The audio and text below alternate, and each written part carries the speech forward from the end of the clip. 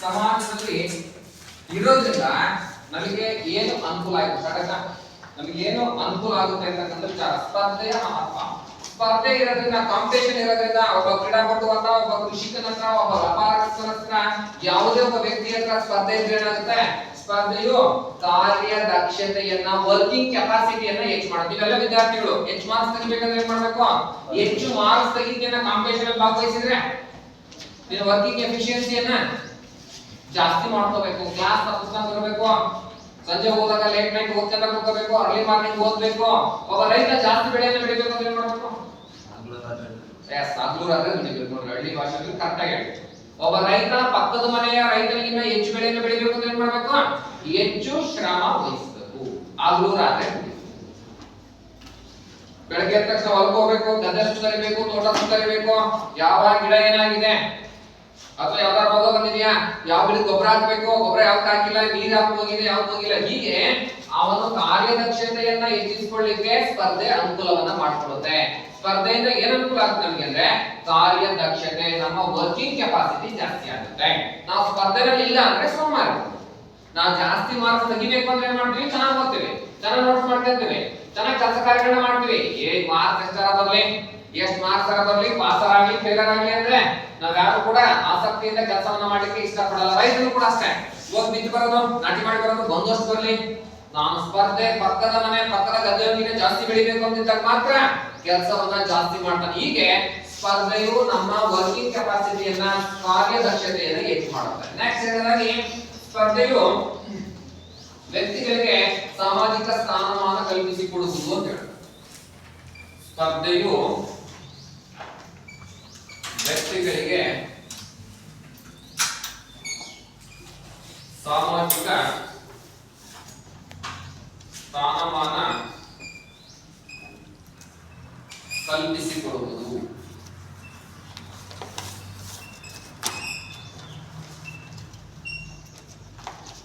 ಸ್ಪರ್ಧೆ ಅಂತಕ್ಕಂಥದ್ದು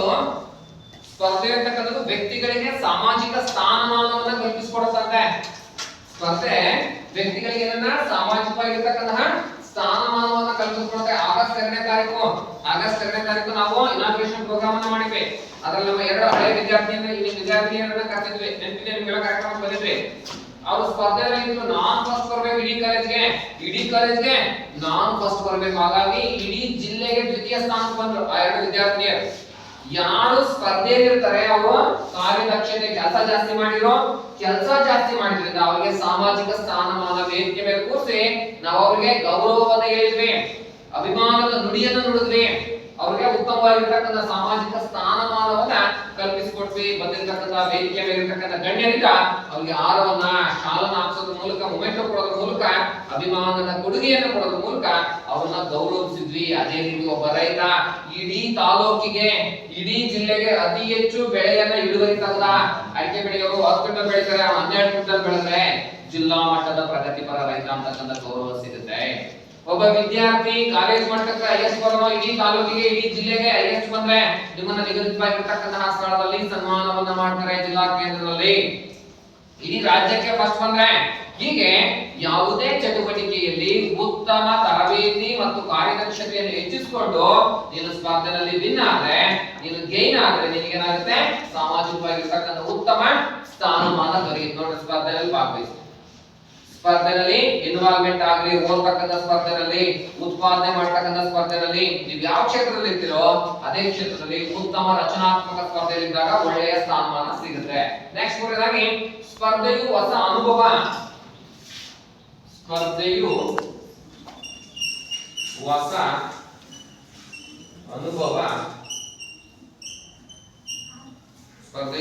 ಅನುಭವ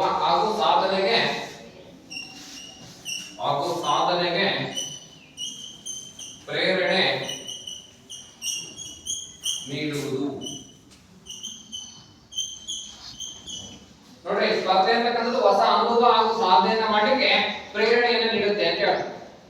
ಹೊಸ ಅನುಭವ ಹೆಂಗಪ್ಪ ಅಂತ ಹೇಳಿದ್ರೆ, ನೀವು ಉತ್ತಮವಾಗಿರ್ತಕ್ಕಂಥ ಅಂಕಗಳನ್ನು ತೆಗಿಬೇಕು ಅಂದ್ರೆ ಏನ್ ಮಾಡ್ಬೇಕು? ಉತ್ತಮವಾಗಿರ್ತಕ್ಕಂಥ ಅಂಕಗಳನ್ನು ತೆಗಿಬೇಕಂದ್ರೆ ಬೆಳಗಿನ ಜಾವ 4:30 5 ಗಂಟೆಗೆ ಎದ್ದು ಓದ್ಲಿಕ್ಕೆ ಸ್ಟಾರ್ಟ್. ಅದೇನಾಗಿರುತ್ತೆ ನಿಮ್ಗೆ? ಹೊಸ ಅನುಭವ. ಬೆಳಗ್ಗೆ ಎದ್ದು ಅರ್ಲಿ ಮಾರ್ನಿಂಗ್ 4:30 5 ಗಂಟೆಗೆ ಎದ್ದು ಫ್ರೆಶ್ ಅಪ್ ಆಗಿ ಬುಕ್ಸ್ ಅನ್ನ ಹಿಡಿದು ಕೂತಾಗ ಅದು ಒಂದು ಹೊಸ ಅನುಭವ, ನ್ಯೂ ಎಕ್ಸ್ಪೀರಿಯನ್ಸ್. ಅದೇ ರೀತಿ ಎದ್ದು ಕೂತಾಗ ಆಗ್ತಕ್ಕಂಥ ನಿಮ್ಮ ಫೀಲು ಒಂದು ಸಾಧನೆ, ಪ್ರತಿದಿನ ನಾನು ಇದೇ ರೀತಿ ಎದ್ದು ಓದಿ ಒಂದು ಸಾಧನೆ ಮಾಡ್ಬೇಕು ಅಂತಕ್ಕಂಥ ಪ್ರೇರಣೆಯನ್ನು ನೀಡ್ತಕ್ಕಂಥ ಕೆಲಸವನ್ನ ಮಾಡುತ್ತೆ ಸ್ಪರ್ಧೆ. ಅದೇ ರೀತಿ ಒಬ್ಬ ರೈತ 8 ಗಂಟೆ ತನಕ ಮಲ್ಕೊಳ್ತಕ್ಕಂಥವ್ನು 5 ಗಂಟೆಗೆ ಎದ್ದು ತನ್ನ ಹೊಲವನ್ನ ಸುತ್ತಲಿಕ್ಕೆ ಹೋದ್ರೆ ಅವ್ನಿಗೆ ಒಂದು ಹೊಸ ಅನುಭವ ಆಗುತ್ತೆ. 8 ಗಂಟೆ ತನಕ ಮಲಗೋ ರೈತ 8 ತನಕ ಮಲಗೋ ರೈತ ಬೆಳಗ್ಗೆ 5 ಗಂಟೆಗೆ ಎದ್ದೇಳ್ತಾನೆ ಅಂತ ಹೇಳಿದ್ರೆ ಅದು ಅವನಿಗೆ ಒಂದು ಹೊಸ ಅನುಭವ. ಅದೇ ರೀತಿ ನಾನು ಪ್ರತಿನಿತ್ಯ ಇದೇ ರೀತಿ ಹೊಲಕ್ಕೆ ಬಂದ್ರೆ ನೋಡ್ರಿ ಅವ್ನು ಅವತ್ತು ಹೋಗ್ತಾನೆ, ತೆಂಗಿನ ಮರದಲ್ಲಿ ಸುಮಾರು ಒಂದು ಮರದಲ್ಲಿ 2-3 ಕಾಯಿ ಬಿದ್ದಿರುತ್ತೆ, ತೆಂಗಿನಕಾಯಿ ಬಿದ್ದಿರುತ್ತೆ. 8 ಗಂಟೆಗೆ ಹೋದಾಗ ಒಂದು ಕಾಯಿ ಇರಲ್ಲ ಹೊಲದಲ್ಲಿ, ಅದರರ್ಥ ಬೇರೆ ಯಾರು ತಗೊಂಡಿರ್ತಾರೆ. ನನ್ನ ಹೊಲದಲ್ಲಿ 20 ಗಿಡ ಇದಾವೆ, ಪ್ರತಿನಿತ್ಯ 20ರಿಂದ 30 ಕಾಯಿ ಬೀಳುತ್ತೆ. ನಾನು ಬೆಳಗ್ಗೆ 5 ಗಂಟೆಗೆ ಬಿದ್ರೆ ಎಲ್ಲರೂ ಬರೋದಕ್ಕಿಂತ ಮುಂಚೆ ನಾನೇ ಬಂದು ನೀಟಾಗಿ ಅದನ್ನ ತಗೊಂಡು ಹೋದ್ರೆ ನಮ್ಗೆ ಅನುಕೂಲ ಆಗುತ್ತೆ. ಹೀಗೆ ಸ್ಪರ್ಧೆ ಅಂತಕ್ಕಂಥದ್ದು ಹೊಸ ಅನುಭವವನ್ನು ನೀಡುತ್ತೆ, ಮುಂದುವರೆದು ಸಾಧನೆಯನ್ನ ಮಾಡಲಿಕ್ಕೆ, ಹೊಸ ಸಾಧನೆಯನ್ನ ಮಾಡಲಿಕ್ಕೆ ಪ್ರೇರಣೆಯನ್ನ ನೀಡತಕ್ಕಂಥ ಕೆಲಸವನ್ನ ಮಾಡುತ್ತೆ. ನೆಕ್ಸ್ಟ್ ಆಗಿ ಸ್ಪರ್ಧೆಯು ಸಾಮಾಜಿಕ, ನಾಲ್ಕನೇದಾಗಿ ಸ್ಪರ್ಧೆಯು ಸಾಮಾಜಿಕ ಆರ್ಥಿಕ ಹಾಗೂ ತಾಂತ್ರಿಕ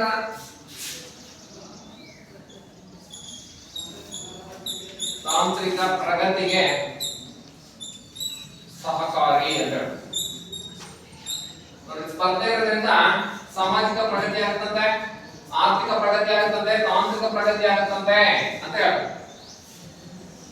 ಸ್ಪರ್ಧೆಯು ಸಾಮಾಜಿಕ ಪ್ರಗತಿ, ಆರ್ಥಿಕ ಪ್ರಗತಿ ಹಾಗೂ ತಾಂತ್ರಿಕ ಪ್ರಗತಿಯನ್ನು ಉಂಟು ಮಾಡ್ತಾ ಹೋಗುತ್ತೆ. ಸ್ಪರ್ಧೆಯಲ್ಲಿ ಸಾಮಾಜಿಕ ಪ್ರಗತಿ ಅಂದ್ರೆ ನಮ್ಮ ಗ್ರಾಮ, ಸಾಮಾಜಿಕ ವ್ಯವಸ್ಥೆಯಲ್ಲಿ ಪ್ರಗತಿ ಅಂತಕ್ಕಂಥದ್ದಾಗುತ್ತೆ.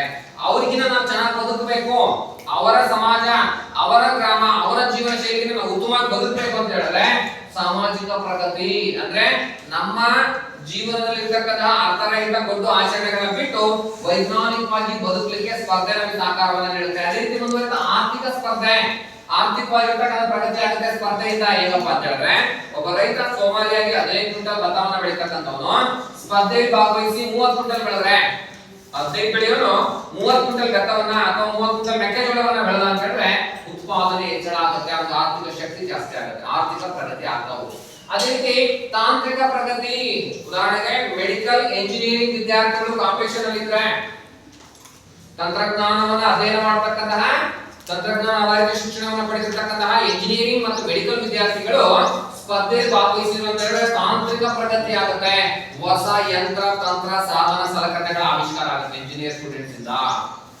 ಎಲೆಕ್ಟ್ರಿಕಲ್ ಬೈಕ್, ಚಾರ್ಜಬಲ್ ಬೈಕ್ಸ್, ಅದೇ ರೀತಿ ಇನ್ನಿತರೆ ಬೇರೆ ಬೇರೆ ರೀತಿಯಾಗಿರ್ತಕ್ಕಂಥ ಸೋಲಾರ್ ಬೈಕ್, ಸೋಲಾರ್ ಇಂಧನ ಶಕ್ತಿಯನ್ನು ಬಳಕೆ ಮಾಡ್ಕೊಂಡು ಸೂರ್ಯ ಶಕ್ತಿಯನ್ನ, ಹೀಗೆ ಹೊಸ ಹೊಸ ಯಂತ್ರ ತಂತ್ರ ಸಾಧನ ಸಲಕರಣೆಗಳ ಆವಿಷ್ಕಾರ ಆಗುತ್ತೆ ಇಂಜಿನಿಯರಿಂಗ್ ವಿದ್ಯಾರ್ಥಿಗಳ ಸ್ಪರ್ಧೆಯಿಂದ.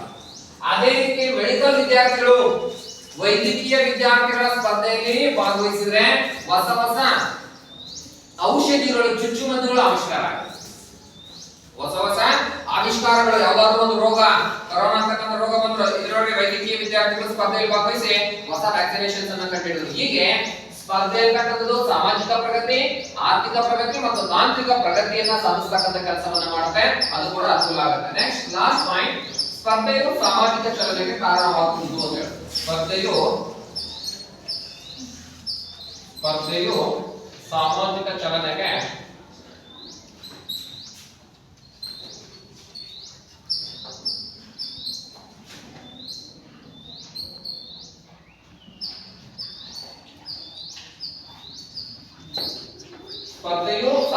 ಚಲನೆಗೆ ಸಹಾಯಕವಾಗುವುದು ಅಂತ ಹೇಳ್ತಾರೆ.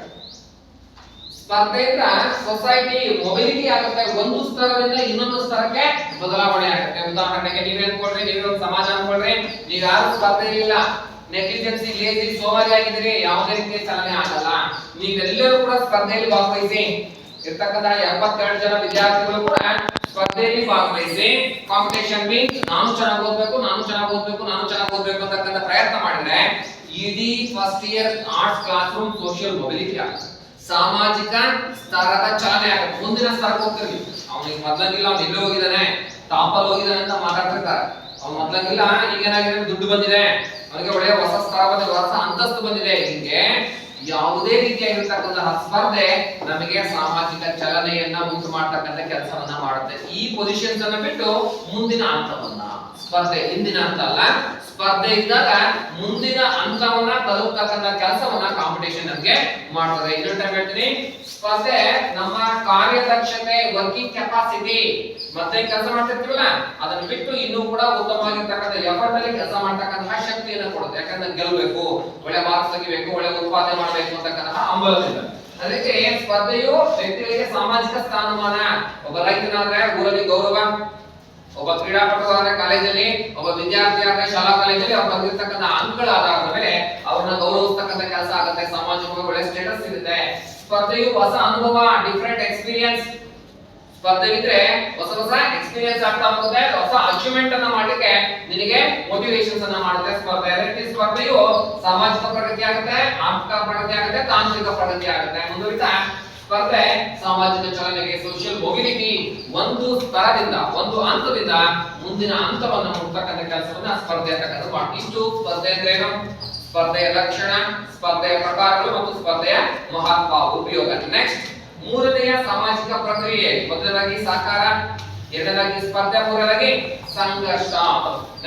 ನೆಕ್ಸ್ಟ್ ಪಾಯಿಂಟ್ ಸಂಘರ್ಷ. ಸಂಘರ್ಷ ಕಾನ್ಫ್ಲಿಕ್ಟ್ ಅಂತ ಕರೀತಾರೆ. ಸಂಘರ್ಷ ಕಾನ್ಫ್ಲಿಕ್ಟ್ ಅಂತ ಕರೀತಾರೆ. ಆಗುತ್ತಲ್ಲ ಬಡದಾಟ ಕಿತ್ತಾಟ, ಅದನ್ನೇ ನಾವು ಸಂಘರ್ಷ ಅಂತ ಕರೀತೀವಿ. ಏನಪ್ಪ ಸಂಘರ್ಷ ಅಂತ ಹೇಳಿದ್ರೆ ಇನ್ನೊಬ್ಬರ ಇಚ್ಛೆಯನ್ನ ಒತ್ತಾಯಪೂರ್ವಕವಾಗಿ ಅರ್ಧಿಸ್ತಕ್ಕಂಥದ್ದು. ಇನ್ನೊಬ್ಬರ ಇಚ್ಛೆಯನ್ನ ನಾವಿಲ್ಲಿ ಕುಣಿಬೇಕು ಅಂತ ಅರ್ಥ, ಇನ್ನೊಬ್ರು ಬಂದ್ರೆ ಇಲ್ಲಿ ಕುಣಿಬೇಡ್ರಿ, ಇದೇ ಸಂಘರ್ಷ. ಇನ್ನೊಬ್ಬರ ಇಚ್ಛೆಯನ್ನ ಒತ್ತಾಯಪೂರ್ವಕವಾಗಿ ಹತ್ತಿಕ್ಕತಕ್ಕಂಥದ್ದು, ವಿರೋಧಿಸ್ತಕ್ಕಂಥದ್ದನ್ನ ನಾವು ಸಂಘರ್ಷ ಅಂತ ಕರಿತೀವಿ. ನೆಕ್ಸ್ಟ್ ನಾಳೆ ಗಣೇಶ ಹಬ್ಬ ಬರುತ್ತೆ, ಇಲ್ಲೋ ಒಂದ್ ಕಡೆ ಡ್ಯಾನ್ಸ್ ಮಾಡ್ಕೊಂಡು ಹೋಗ್ಬೇಕು, ಇಲ್ಲ ಒಂದು ಕೇರಿಯಲ್ಲಿ ಹೋಗ್ಬೇಕು, ಯಾವ ದೇವಸ್ಥಾನ ಮುಂದೆ ಹೋಗ್ಬೇಕು, ಎಲ್ಲೇ ಹೋಗ್ಬೇಕು, ಇಲ್ಲಿ ಬರಬೇಡ್ರಿ. ಇನ್ನೊಬ್ಬರ ಭಾವನೆಯನ್ನ ಉದ್ದೇಶಪೂರ್ವಕವಾಗಿ ವಿರೋಧಿಸ್ತಕ್ಕಂಥ ಆಚರಣೆ, ಇದನ್ನ ನಾವು ಸಂಘರ್ಷ ಅಂತ ಕರಿತೀವಿ. ವಿರೋಧಿಯನ್ನ ಅಥವಾ ಪ್ರತಿಸ್ಪರ್ಧಿಯನ್ನ ಹಿಂಸಿಸಿ, ಭಯಪಡಿಸಿ ಅಥವಾ ನಾಶಪಡಿಸಿ ಪ್ರತಿಫಲವನ್ನ ತಾನು ಪಡ್ಕೊಳ್ಳೋದನ್ನ ನಾವು ಸಂಘರ್ಷ ಅಂತ ಕರಿತೀವಿ. ಅದನ್ನೇ ಜನರಾಗಿ ಹೇಳ್ಬೇಕು ಅಂತ ಹೇಳಿದ್ರೆ ಇನ್ನೊಬ್ಬರ ಮನಸ್ಸಿನ ಭಾವನೆಯನ್ನ ಒತ್ತಾಯಪೂರ್ವಕವಾಗಿ ಹತ್ತಿಕ್ಕತಕ್ಕಂಥದ್ದು, ನಿರ್ನಾಮ ಮಾಡ್ತಕ್ಕಂಥದ್ದು, ನಾಶ ಮಾಡ್ತಕ್ಕಂಥದ್ದು. ಇನ್ನೊಬ್ಬರ ಮನಸ್ಸಿನ ಭಾವನೆಗಳನ್ನು, ಇನ್ನೊಬ್ಬರ ಮನಸ್ಸಿಗೆ ನನ್ನ ಮನಸ್ಸೇನೋ ಒಂದು ಅನ್ಸುತ್ತೆ ಫೀಲ್, ಅದನ್ನ ಮಾಡ್ಲಿಕ್ಕೆ ವಿರೋಧವನ್ನ ವ್ಯಕ್ತಪಡಿಸ್ತಾರೆ. ಹೆಂಗೆ? ಹಿಂಸೆ, ಭಯ, ಅದೇ ರೀತಿ ನಾಶ ಪಡಿಸ್ತಕ್ಕಂಥ ರೀತಿಯಲ್ಲಿ ನಾವು ಮಾಡ್ತಕ್ಕಂಥ ಆಕ್ಟಿವಿಟಿಯನ್ನೇ ನಾವು ಏನಂತೀವಿ ಸಂಘರ್ಷ. ಬರ್ಕೊಡ್ರಿ ಸಂಘರ್ಷ ಅಂದ್ರೆ ಅಂತೇಳಿ. ಸಂಘರ್ಷ ಅಂದ್ರೆ ಅಕಾರ್ಡಿಂಗ್ ಟು ಎ.ಡಬ್ಲ್ಯೂ ಗ್ರೀನ್ ಅವರ ಪ್ರಕಾರ, ಎ.ಡಬ್ಲ್ಯೂ ಗ್ರೀನ್ ಅವರ ಪ್ರಕಾರ ಬೇರೆಯವರ ಇಚ್ಛೆಯನ್ನು ಉದ್ದೇಶಪೂರ್ವಕವಾಗಿ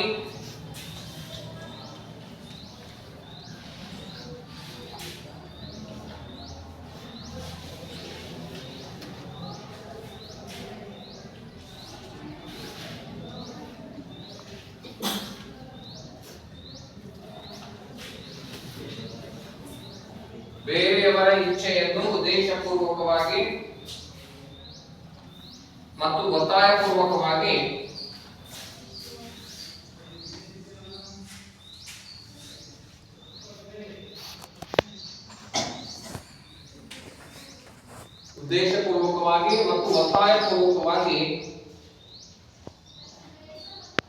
ಹತ್ತಿಕ್ಕುವ ಪ್ರಯತ್ನವೇ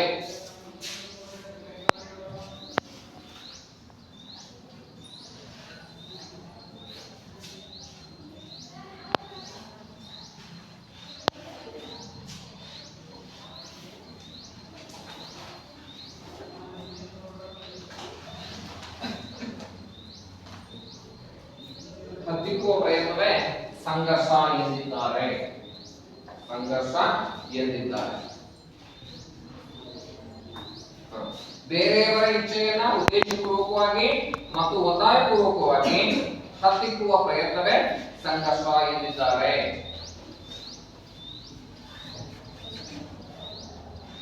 ಹತ್ತಿಕ್ಕುವ ಪ್ರಯತ್ನವೇ ಸಂಘರ್ಷ ಎಂದಿದ್ದಾರೆ. One more definition, Orton ಮತ್ತು ಹಂಟ್. ಆರ್ಟನ್ ಮತ್ತು ಹಂಟ್ ಅವರ ಪ್ರಕಾರ ಆತನ್ ಮತ್ತು ಹಂಟವರ ಪ್ರಕಾರ ಹೊರಟ್ರೆ ಎದುರಾಳಿಗಳನ್ನು ದುರ್ಬಲಗೊಳಿಸುವ ಅಥವಾ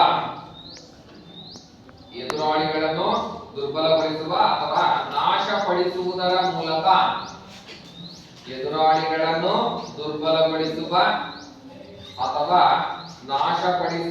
ಮೂಲಕ ಪ್ರತಿಫಲಗಳ ಮೇಲೆ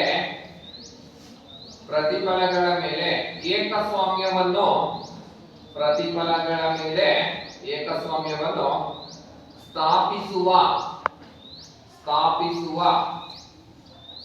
ಸ್ಥಾಪಿಸುವ ಪ್ರಕ್ರಿಯೆಯೇ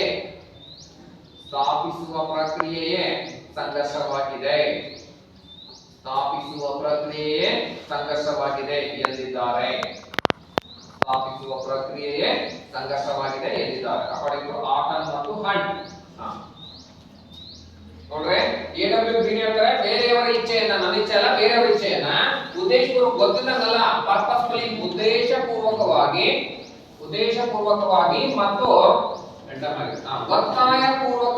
ಒತ್ತಾಯಪೂರ್ವಕವಾಗಿ ಹತ್ತಿಕ್ಕುವ, ಅದನ್ನು ನಿವಾರಣೆ ಮಾಡ್ತಕ್ಕಂತ ಇನ್ನೊಂದು ಭಾವನೆ ಏನಿದೆ, ಇನ್ನೊಂದು ಉದ್ದೇಶ ಏನಿದೆ, ಆ ಭಾವನೆಯನ್ನ ಸೀಡನ್ನ ಉದ್ದೇಶಪೂರ್ವಕವಾಗಿ ಹತ್ತಿಕ್ಕತಕ್ಕಂತ ಪ್ರಯತ್ನವನ್ನ ಸಂಘರ್ಷ ಅಂತ ಹೇಳಿದ್ದಾರೆ. ಆಟ ಮತ್ತು ಹಣ್ಣು ಹೇಳಿದ್ರೆ ಎದುರಾಳಿಗಳನ್ನು ದುರ್ಬಲಗೊಳಿಸುವ, ನಮ್ಮ ಆಪರೇಟರ್ ಇರ್ತಾರಲ್ಲ ಅವ್ರನ್ನ ವೀಕ್ ಮಾಡ್ತಕ್ಕಂಥದ್ದು, ಅಥವಾ ನಾಶಪಡಿಸುವುದರ ಅವನ್ನ ಹೊಡೆದು ಸಾಯಿಸ್ಬಿಡ್ತಕ್ಕಂಥದ್ರ ಮೂಲಕ ಎದುರಾಳಿಯನ್ನು ವೀಕ್ ನೋಡೋ, ನಿನ್ನ ಎದುರಿಸ್ತೇನೆ, ಸರಿ ನಿನ್ನನ್ನು ಹೊಡಿತೀನಿ, ನಿನ್ನ ಹಿಂಸೆ ಮಾಡ್ತೀನಿ ನೋಡೋ ಮಾಡ್ತಾರೆ ಹೇಳ್ತಿರ್ತಾರಲ್ಲ, ಹಂಗ್ ಮಾಡ್ತೀನಿ ಅಂತ ಹೇಳಿ ಎದುರಾಳಿಯನ್ನ ಹಿಂಸಿಸುವ ಅಥವಾ ಭಯಪಡಿಸುವ ಅಥವಾ ನಾಶಪಡಿಸುವುದರ ಮೂಲಕ ಪ್ರತಿಫಲದ ಮೇಲೆ ಏಕಸ್ವಾಮ್ಯವನ್ನು ಬಂದಿದ್ರೆ ನಾವನ್ನ ಸಂಘರ್ಷ. ನಮ್ಮ ಆಪೋನೆಂಟ್ ಯಾರಂತಾರಲ್ಲ, ನಮ್ಮ ಕಾಂಪಿಟೇಟರ್ ಯಾರಂತಾರಲ್ಲ, ಅವ್ರಿಗೆ ಹೇಳೋದು ಭಯ ಪಡಿಸ್ತಕ್ಕಂಥದ್ದು, ನಿನ್ನ ನೋಡು ಹಿಂಗಿದೆ, ನಿನಗೆ ಕಾಣ್ತವೆ, ಹಿಂಗ್ ಮಾಡ್ತೀನಿ ಹಂಗ್ ಮಾಡ್ತೀನಿ ಅಂತ ಹೇಳ್ತಾರಲ್ಲ, ಭಯ ಪಡಿಸ್ತಾರಲ್ಲ, ನಾಶಪಡಿಸ್ತೀವಿ ಪ್ರಯತ್ನ ಈ ರೀತಿ ಭಯ ಪಡಿಸ್ಬೋದು ಅಥವಾ ಅವನ್ನ ಹೊಡೆದು ಸಾಯಿಸಬಹುದು. ಆ ರೀತಿ ನಾಶ ಮಾಡೋದ್ರ ಮೂಲಕ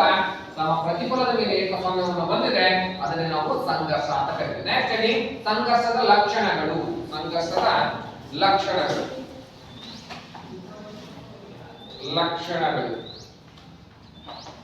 ಹೆಂಗಿರುತ್ತೆ ಸಂಘರ್ಷ ಅಂದ್ರೆ, ಮೊದಲನೇದಾಗಿ ಸಂಘರ್ಷವು ಸಾರ್ವತ್ರಿಕವಾದುದು ಅಂತ ಹೇಳ್ತಾರೆ, ಎಲ್ಲಾ ಕಡೆ ಇರುತ್ತೆ. ಮೊದಲಾಗಿ ಸಂಘರ್ಷವು ಸಾರ್ವತ್ರಿಕವಾದುದು.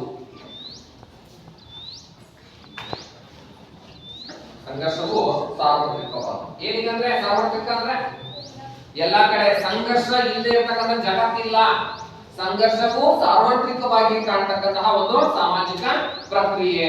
ನೋಡ್ರಿ ನೆನ್ಪಿಟ್ಕೊಳ್ರಿ, ಸಂಘರ್ಷ ಸಾರ್ವತ್ರಿಕ, ಸಹಕಾರ ಸಾರ್ವತ್ರಿಕ, ಸ್ಪರ್ಧೆ ಸಾರ್ವತ್ರಿಕ. ಈ ಪ್ರಕ್ರಿಯೆಗಳು ಸಾಮಾಜಿಕ ಪ್ರಕ್ರಿಯೆಗಳು ಜಗತ್ತಿನ ಎಲ್ಲಾ ಕಡೆ ಕಂಡು ಬರ್ತವೆ. ಹಾಗಾಗಿ ಸಂಘರ್ಷವು ಸಾರ್ವತ್ರಿಕವಾದುದು ಅಂತ ಹೇಳಿದ್ರೆ ಜಗತ್ತಿನ ಎಲ್ಲ ಸಾಮಾಜಿಕ ವ್ಯವಸ್ಥೆಯಲ್ಲೂ ಕೂಡ ಸಂಘರ್ಷ ಕಂಡು ಬರುತ್ತೆ. ಎರಡನೇದಾಗಿ ಸಂಘರ್ಷವು ಪ್ರಜ್ಞಾಪೂರ್ವಕವಾದ ಕ್ರಿಯೆಯಾಗಿದೆ ಅಂತ ಹೇಳ್ತಾರೆ.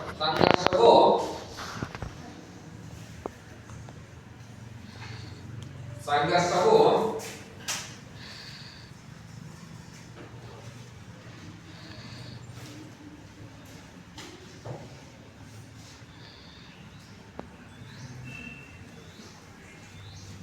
ಪ್ರಜ್ಞಾಪೂರ್ವಕವಾದ ಕ್ರಿಯೆಯಾಗಿದೆ. ನೋಡ್ರಿ, ಸಂಘರ್ಷ ಪ್ರಜ್ಞಾಪೂರ್ವಕವಾದ ಕ್ರಿಯೆ. ಏನಿದೆ ಅರ್ಥ? ಸಂಘರ್ಷವು ಪ್ರಜ್ಞಾಪೂರ್ವಕವಾದ ಕ್ರಿಯೆ. ಏನಿದೆ? ಸಂಘರ್ಷವು ಪ್ರಜ್ಞಾಪೂರ್ವಕವಾದ ಕ್ರಿಯೆ.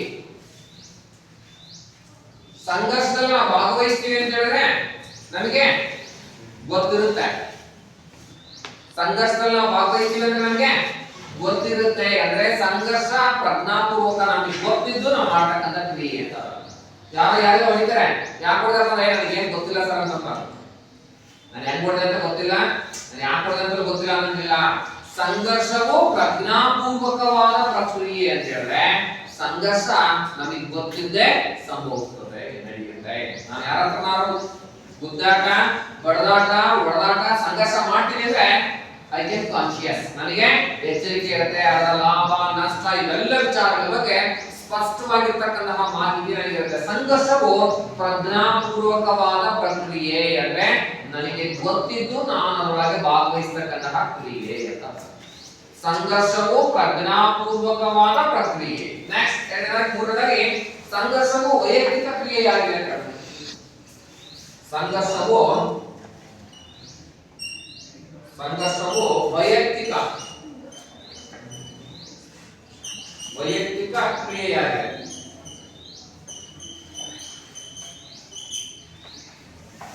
ಸಂಘರ್ಷವು ವೈಯಕ್ತಿಕ ಕ್ರಿಯೆಯಾಗಿದೆ ಅಂದ್ರೆ ಸಂಘರ್ಷ ನಿನ್ನ ವೈಯಕ್ತಿಕವಾಗಿರ್ತಕ್ಕಂಥ ಈಚೆಯಿಂದ ಭಾಗವಹಿಸ್ತಕ್ಕಂಥ ಕ್ರಿಯೆ. ಯಾರು ಒತ್ತಾಯ ಮಾಡಿ ಯಾರು ಇಲ್ಲಿರ್ತಾರೆ ನಾನು ಇಲ್ಲ ಬಿಟ್ಟು ಹೊರಗಡೆ ಅಂತ ಹಚ್ಚಕ್ ಬರಲ್ಲ. ಕರ್ಕೊಂಡು ಹೋಗ್ಬೋದು, ಕರ್ಕೊಂಡೋಗಿ ಬಿಡ್ಬೋದು, ಹೊರಗಡೆ ಬರೀರಿ ಅಂತ ಹಚ್ಚಕ್ ಬರಲ್ಲ. ನಿಮಗೆ ಇಷ್ಟ ಇದ್ರೆ ನಿಮ್ಮ ವೈಯಕ್ತಿಕವಾಗಿ ನಿಮ್ ಮನಸ್ಸಿದ್ರೆ ಮಾತ್ರ ನೀವು ಅದ್ರಲ್ಲಿ ಭಾಗವಹಿಸ್ತೀರಿ ಅಂತ ಅರ್ಥ. ಸಂಘರ್ಷವು ವೈಯಕ್ತಿಕವಾದ ಪ್ರಕ್ರಿಯೆ. ನಾನು ಯಾರಿಗೂ ಹೊಡೆಯಲ್ಲಪ್ಪ, ಕರ್ಕೊಂಡು ಹೋಗ್ಬೋದು, ಯಾರು ಹೊಡೆದಾಟಕ ಕರ್ಕೊಂಡು ಹೋಗ್ಬೋದು. ನೀನು ದೂರ ಇಟ್ಕೊಂಡ್ರೆ ಅವರಿಗೆ ನನಗೆ ಇಷ್ಟ ಇಲ್ಲ, ನಾನು ಭಾಗವಹಿಸಲ್ಲ. ಹಾಗಾಗಿ ಸಂಘರ್ಷವು ವೈಯಕ್ತಿಕವಾದ ಪ್ರಕ್ರಿಯೆ. ಸಂಘರ್ಷ ಅಂತಂದ್ರೆ ವೈಯಕ್ತಿಕ, ನನ್ನ ಇಂಡಿವಿಜುವಲ್ ಆಗಿ ನನ್ನ ಮನಪೂರ್ವಕವಾಗಿ ನಾನು ಭಾಗವಹಿಸಿದಾಗ ಮಾತ್ರ ಸಂಘರ್ಷ ಅಂತಕ್ಕಂಥ ಪ್ರಕ್ರಿಯೆ ಸ್ಟಾರ್ಟ್ ಆಗುತ್ತೆ, ಆರಂಭ ಆಗುತ್ತಿರ್ತಕ್ಕಂಥದ್ದನ್ನ. ಸಂಘರ್ಷವು ವೈಯಕ್ತಿಕವಾದ ಪ್ರಕ್ರಿಯೆ. ನೆಕ್ಸ್ಟ್ ನಾಲ್ಕನೇದಾಗಿ ಸಂಘರ್ಷವು ನಿರಂತರವಾದದ್ದಾಗಿರದೆ ಆಗಿಂದಾಗೆ ಸಂಭವಿಸುತ್ತದೆ. ಸಂಘರ್ಷವು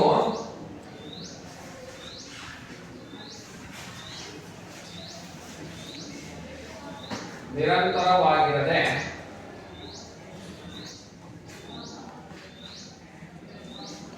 ಆಗಿಂದಾಗೆ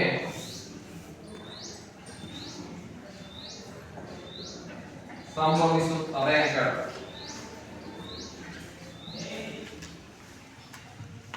ಸಂಘರ್ಷವು ನಿರಂತರವಾಗಿರದೆ ಆಗಿಂದಾಗೆ ಸಂಭವಿಸುತ್ತಂತೆ. ಯಾಕೆ ನಿರಂತರವಾಗಿರಲ್ಲ? ಸಹಕಾರ ನಿರಂತರ, ಸ್ಪರ್ಧೆ ನಿರಂತರ, ಸಂಘರ್ಷ ಆಗಿದ್ದಾಗೆ. ಯಾಕೆ?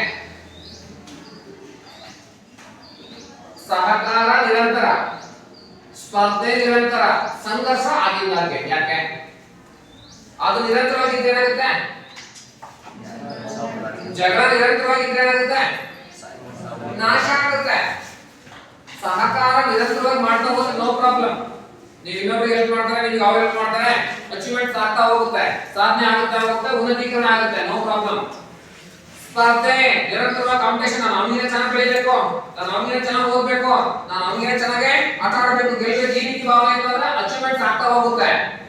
ಸಂಘರ್ಷ, ನಾನು ಅವನಿಗೆ ಚೆನ್ನಾಗಿ ಹೊಡಿಬೇಕು, ಅವನಿಗಿನ ಜಾಸ್ತಿ ನೋವು ಮಾಡಬೇಕು, ಅವನ್ನ ಸಾಯಿಸಬೇಕು ಅಂತಕ್ಕಂಥ ಪ್ರಯತ್ನ ನಿರಂತರವಾಗಿ ನಡೆದ್ರೆ ಈ ಜಗತ್ತು ಉಳಿಯಲ್ಲ. ನಿನ್ನ ಹೊಡಿತೀಯ ಮೋಸ ಮಾಡಿ ಯಾರು ನಾವು ಸಾಯಿಸಿ ಬರ್ತೀರಿ, ಹೋಗಿ ಸಿಟಿನಲ್ಲಿ ರೌಡಿ ಗ್ಯಾಂಗ್ಸ್ ಅಲ್ಲಿ ನೋಡ್ಬೋದು. ಒಂದು ಟೀಮ್ ನವರು ಇನ್ನೊಂದು ಟೀಮ್ ಮೇಲೆ ಅಟ್ಯಾಕ್ ಮಾಡಿದ್ದಾರೆ ಅಂದ್ರೆ ಒಂದು ಟೀಮ್ ಅವರು ಇನ್ನೊಂದು ಟೀಮ್ ಮೇಲೆ ಅಟ್ಯಾಕ್ ಮಾಡಿದ್ದಾರೆ ಗಮನಿಸಬಹುದು. ಇವ್ರು ಅವ್ರು ನೋಡಿತಾರೆ, ಅವ್ರು ಮತ್ತೆ ಇವ್ರನ್ನ ಹೊಡಿತಾರೆ.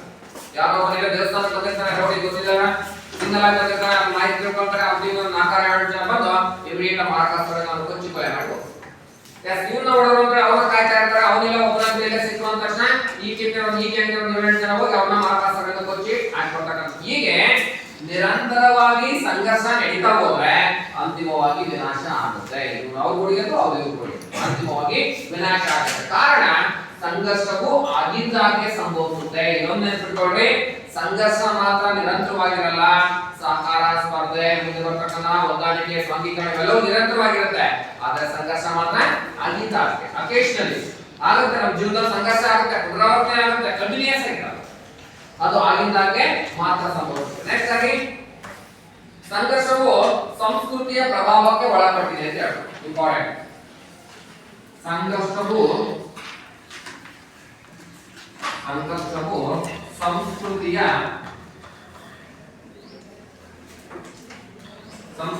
ಪ್ರಭಾವಕ್ಕೆ ಒಳಪಟ್ಟಿದೆ.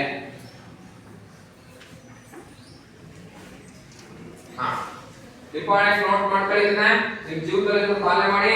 ಸಂಘರ್ಷವು ಪಾಲನೆ ಆಗ್ತಾ ಇದೆ ಅಂತ ಅನ್ಕೊಂಡು ತಪ್ಪಿಲ್ಲ. ಸಂಘರ್ಷವು ಸಂಸ್ಕೃತಿಯ ಪ್ರಭಾವಕ್ಕೆ ಒಳಪಟ್ಟಿದೆ ಅಂತ ಹೇಳಿ ಏನೀಗ ಸಂಘರ್ಷವು ಸಂಸ್ಕೃತಿಯ ಪ್ರಭಾವಕ್ಕೆ ಒಳಪಟ್ಟಿದೆ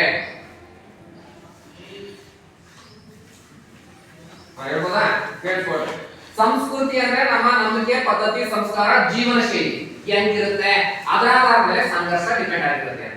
ನೀವು ಒಡನಾಡ್ತೀಯ ಇನ್ನೊಬ್ಬರ ಜೊತೆಗೆ ಅಂದ್ರೆ ನಿಮ್ಮ ಸಂಸ್ಕೃತಿ ಕಾರಣ. ನಿಮ್ಮ ಮನೆಯಲ್ಲಿ ಕಸ ಹೊಡಿತೀರಾ ಅಂತ ಅನ್ಕೊಳ್ಳಿ, ಹೊರ ಹೊಡಿತಾ ಇರ್ತೀರಾ, ಹೊರಗಿನ ಮನೆ ಹೊರಗಿನ ಬಿಡಿ ಕಸ, ಹೊರಗಿನ ಕಸ ಹೊಡಿತೀರಿ, ಪಕ್ಕದ ಮನೆ ಕಡೆಗೆ ಹೊಡಿತೀರಿ, ಜಿಮ್ ಹೊಡಿತೀರಿ ಕಸ. ಅರ್ಥ ಆಗುತ್ತಾ? ಹೊಡೆದ ತಕ್ಷಣ ಪಕ್ಕದ ಮನೆ ಏನಂದ್ರೆ ಹೊಡಿಬೇಡ ಕಸನ, ಕ್ಲೀನ್ ಒಂದು ಕಡೆ ದುಡ್ಡು ಮಾಡ್ಕೊಂಡು ತುಂಬ ನಮ್ಮನೆ ಕಡೆಗೆ ಯಾಕೆ ಹೊಡಿತೀಯಾ ಅಂತ ಇಷ್ಟು ನಡೀತಾ ಇರುತ್ತೆ. ನಿಮ್ಮ ಒಬ್ಬರನ್ನ ತಿಕ್ಕಾಟ, ಹೊಡೆದಿಲ್ಲ, ಜಾಸ್ತಿ ಹೊಡೆದಿಲ್ಲ, ನಾನು ಹಂಗ್ ಹೊಡಿತೀನಿ, ನೀವು ಹೊಡಿತೀರಿ, ಹಂಗ್ ಹೊಡಿತೀರಿ ಅಂತ ನಡೀತಾ ಇರುತ್ತೆ.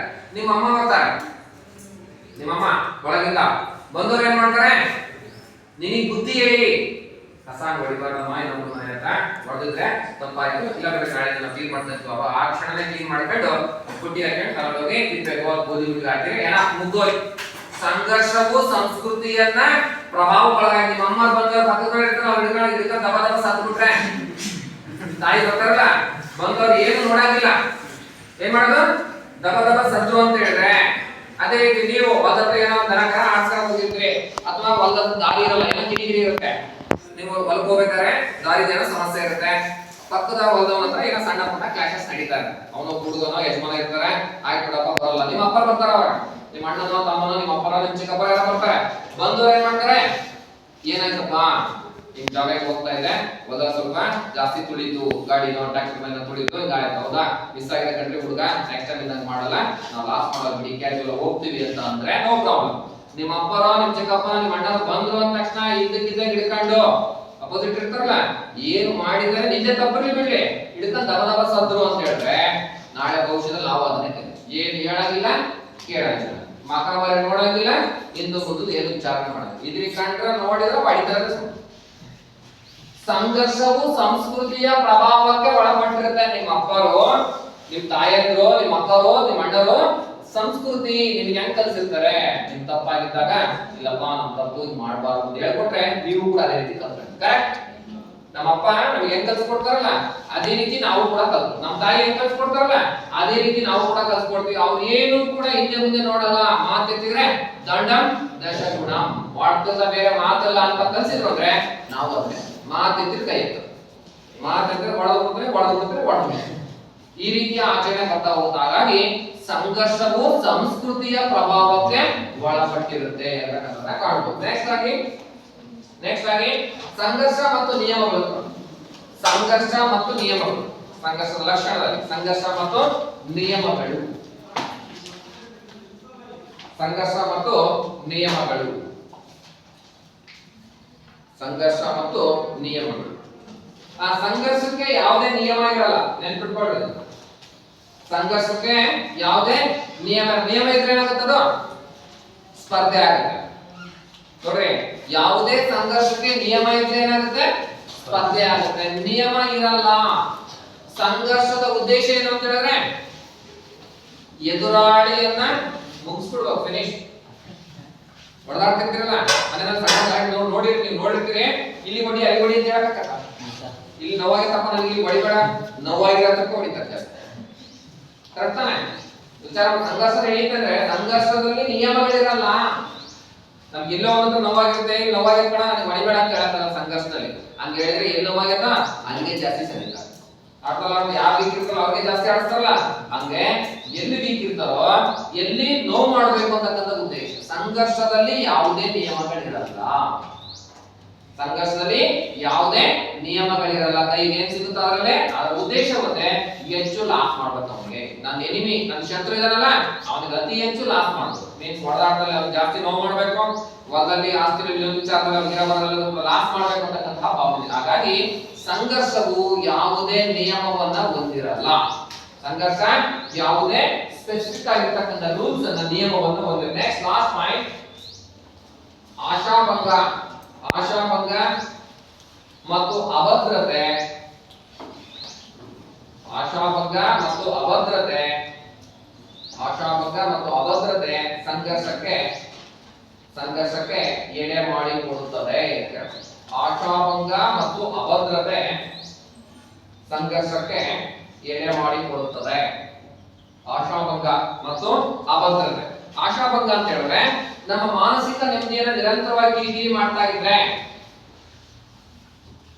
ಆಶಾಭಂಗ ಮೀನ್ಸ್ ನಮ್ಮ ಮಾನಸಿಕವಾಗಿರ್ತಕ್ಕಂಥ ನೆಮ್ಮದಿಗೆ ನಿರಂತರವಾಗಿರ್ತಕ್ಕಂತಹ ಕಿರಿಕಿರಿಯನ್ನ ಉಂಟು ಮಾಡಿದ್ರೆ ಅಂತಿಮವಾಗಿ ಸಂಘರ್ಷಕ್ಕೆ ಇಳಿತಾರೆ. ಉದಾಹರಣೆಗೆ ಒಬ್ಬ ಸಂಪನ್ನ ಅಂತ ಇರ್ತಾರೆ ಅನ್ಕೊಳ್ಳಿ, ಒಬ್ಬ ಸಂಪನ್ನ ಇರ್ತಾರೆ, ಕ್ಯಾಶುಯಲ್ ಆಗಿರ್ತಕ್ಕಂಥ ಒಳ್ಳೆ ವ್ಯಕ್ತಿ ಇರ್ತಾರೆ, ಅವ್ರು ನಿರಂತರವಾಗಿ ನಾವು ಚುಚ್ಚುತ್ತಾ ಇದ್ರೆ ಮಾತಲ್ಲಿ ಅಥವಾ ದೈಹಿಕವಾಗಿ ಮಾನಸಿಕವಾಗಿ ಚುಚ್ಚುತ್ತಾ ಇದ್ರೆ ಅಂತಿಮವಾಗಿ ಅವನು ಕೂಡ ಸಂಘರ್ಷಕ್ಕೆ ರೆಡಿ ಆಗ್ತಾನೆ.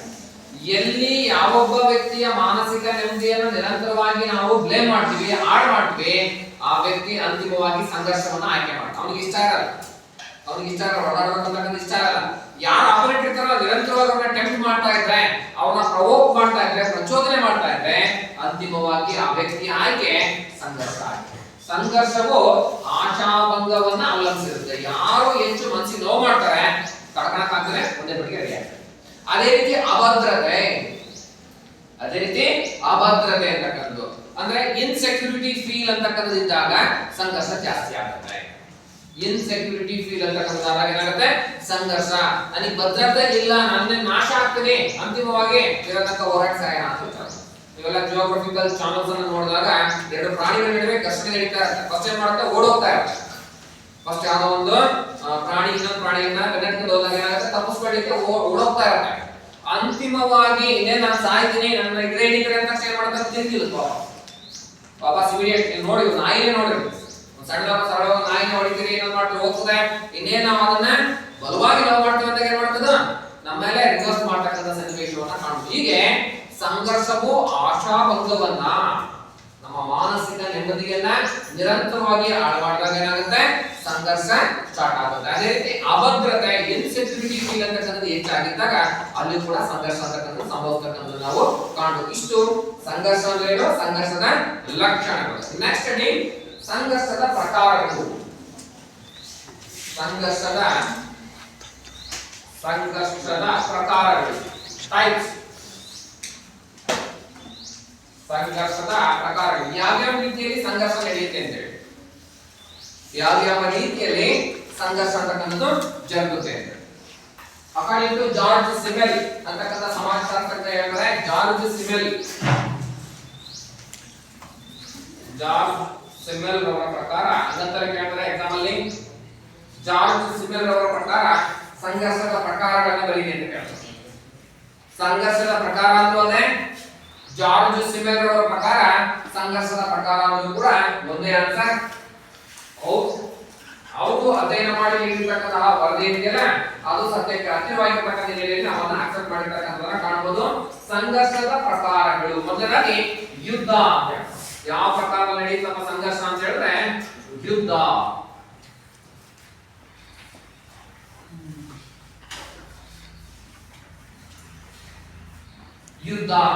ಇದು ಕೆಲವೊಮ್ಮೆ ದ್ವೇಷಕ್ಕಾಗಿ, ಕೆಲವೊಮ್ಮೆ ಪ್ರತೀಕಾರಕ್ಕಾಗಿ, ಕೆಲವೊಮ್ಮೆ ಸಂಪತ್ತಿಗಾಗಿ, ಕೆಲವೊಮ್ಮೆ ಸಾಮ್ರಾಜ್ಯ ವಿಸ್ತರಣೆಗಾಗಿ ಸಂಭವಿಸುತ್ತೆ.